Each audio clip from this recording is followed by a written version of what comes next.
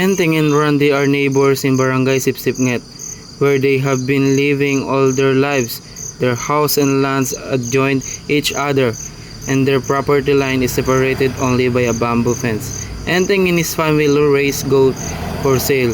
Their goats are left free to roam around in the daytime. Randy and family are vegetable farmers, tending to the vegetable that they plant within their compound. They sell their vegetables at the municipal market. To ensure that no one disturbs their vegetables garden, Randy had totally enclosed their land with a bamboo fence and also a bamboo gate, which is kept closed all day and night to keep away intruders. Last week, on market day, Randy and family woke up and much earlier in order to harvest their vegetables. With his son walking to their garden. To their shock and dismay, they saw that two of Enteng's goats were in their garden and had practically trampled upon and eaten the leaves of their vegetables. There was nothing left to sell. That was 3,000 pesos worth of market products lost. Randy and family chased the goat to capture them, but only one was captured in their anger. They captured and butchered the goat and off they went to market to sell the goat meat.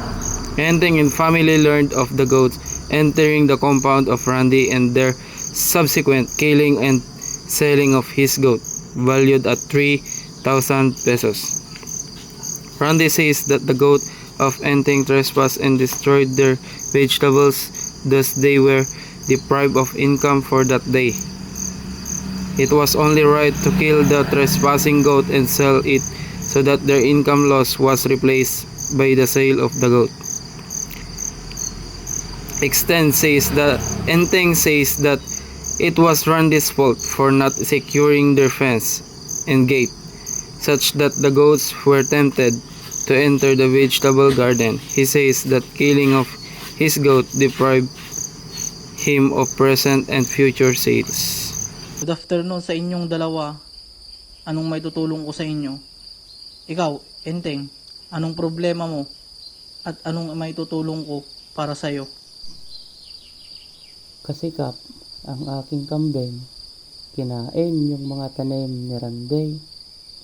At si Randy naman Kap, pinatay ang aking kambing. Ikaw naman Randy, anong may tutulong ko sa iyo?